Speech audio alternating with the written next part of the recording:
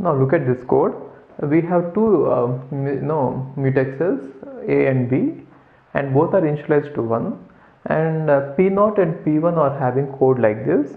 So P0 is going to execute down on A and then down on B and then enter the critical section, and P1 is going to execute down on A and down on B and then enter the critical section, and then up on A and up on B. So my question is mutual exclusion possible here? Obviously yes. The reason is both are performing down on mutexes, and therefore only one process can successfully pass through that step, and so only one process can enter the critical section. Definitely mutual exclusion is possible. In fact, even if you have just one mutex, then also mutual exclusion is possible. You need not have two, right? So which means even if you have only P of A, then also in fact mutual exclusion is possible, right? Let us see this. Let me write line number 1 here, line number 2, line number 3, line number 4, line number 5, line number 6, line number 7, line number 8. Watch it. Now who will get the critical section? Whoever will execute that P of A first will enter the critical section. Let us say P0 has executed line number 1 first and got preempted, and then P1 came and it executed line number 5. Then what happens to P1? Obviously already down has been performed on the mutex one time, and second time when P1 will try to perform the down on the same mutex, P1 will get blocked here, isn't it? So it has to go to block state, and again P0 will come, and P0 has already passed through line number 1 successfully. Therefore it will pass through line number 2, which means it will again perform B, and it will be successful because A and B both are initialized to 1, and so it can enter the critical section, right? Then what happens? Then watch it. After executing critical section, assume that it has run the line number 3. Line number 3 is nothing but upon A. So once we perform upon A, then obviously the process which got blocked on A is going to be woken up now. Let us say it performed upon A, not upon B, and it got preempted. Then who will get chance next time? So now once it gets, whenever it performs up, so the process which got blocked will be woken up, which means P1 will get woken up, and now P1 is allowed to execute the next line after P of A because it got struck earlier at P of A, and now it got woken up, and therefore it will execute the line number 6. Again line number 6 is nothing but down on B, but still the mutex B is not available because A has run only till this point. A didn't run this, right? So still B is under the control of P0. So P1 is again supposed to go to sleep here, right?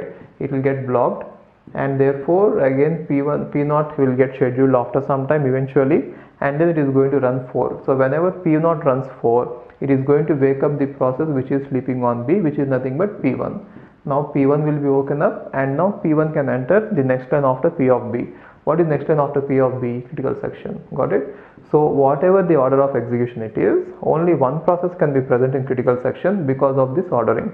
And I am also saying that you need not have the same order. In fact, two mutexes. In fact, you can just have one mutex and it will still be fine, which means even if you have one mutex, it is perfectly fine and only one process will enter the critical section. Got it?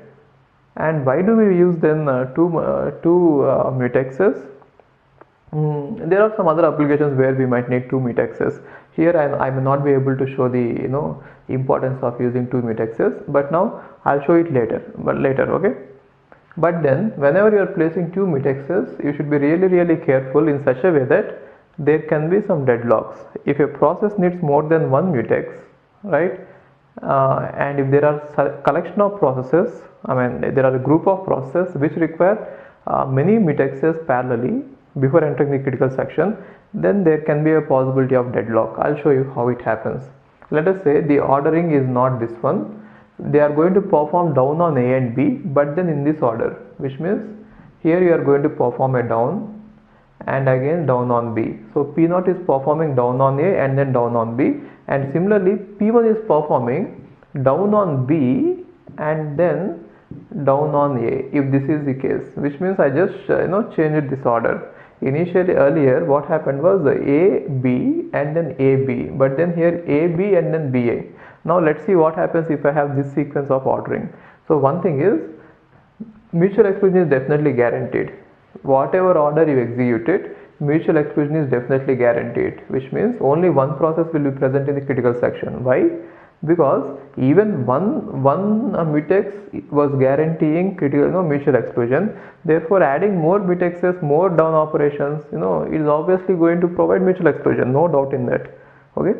Now, other than mutual exclusion, there could be a problem of deadlock. How? Watch it. Assume that P0 has taken P0 has executed line number 1 and got preempted, right? Which means now it has conducted, it's performed a down on A, which was initialized to 1, and therefore it never gets blocked on A. It doesn't get blocked on A, and so next time it could come and run line number 2, no problem. And now assume that P1 got executed line number 5 and then got preempted. Then what happened? So both of them are successful.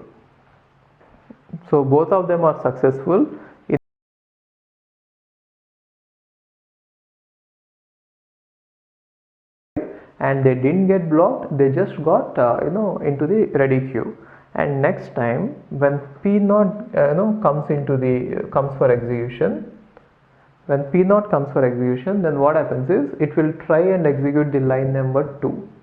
When it executes the line number 2, P0, it is performing a down on B, but B is already performed. Down on B is already performed by P1, which means B is under the control of P1. Only P1 can perform upon it, isn't it? So what happens here? Already the value of B is 0, and now you are performing a down. So at this point, P0 will get blocked, right? Because of the down on B, and P0 will enter into the waiting list of the B semaphore, B mutex, and therefore P1 will get scheduled, and now P1 will run 6. Now when P1 runs 6, it is performing down on A, but already down on A is performed by P0, and therefore its value is already 0. So P0, now P1 will get blocked and it will get into the waiting list for B, isn't it? So see this, A. P0 is waiting for someone to perform upon B, right? And P1 is waiting for someone to perform upon A. It is like this. You can visualize it like this. P0 has already taken the semaphore A, right? And now P1 has already taken the semaphore B, which means they perform down on each of these. And now P0 is waiting for B, and P1 is waiting for A, isn't it? Now both of them are getting blocked and waiting for each other, and no one will run forever. Therefore, at this point, both P1 and P0 will get into the deadlock, and they cannot go further. So deadlock is definitely possible if this is the order of execution. Now one more question is deadlock always possible, or is it only this case? Deadlock is not always possible, in the sense, if P0, watch it, if P0 executes line number 1 and 2, then it can enter into the critical section. Let us say there it got preempted, then P1 got executed. Even if it tries to run 5, it gets blocked. Why? Because B has already performed, A has already performed down on B, and again you are trying to perform down on B. Therefore at this point you get blocked, right? And now again, if P0 gets a chance, then it will come out of the critical section, and maybe it will perform line number 3 and 4, which means after line number 3 and 4 it will wake up, V on B will wake up this, right? So once it wakes up this process P1, then what happens? P1 will run into the 6th line, and 6th line is already, A is already 1, because here A is made 1 in this line 3.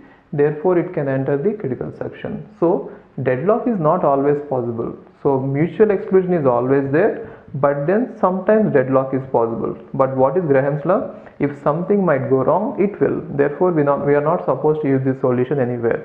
The reason is, if there is an execution sequence because of which there could be a deadlock, definitely it will happen at the reality, at practice. Therefore you are not supposed to follow these sequences, this kind of code. Understood this? So using mutexes, sometimes there might be a chance of getting a deadlock. Let's see more questions on that.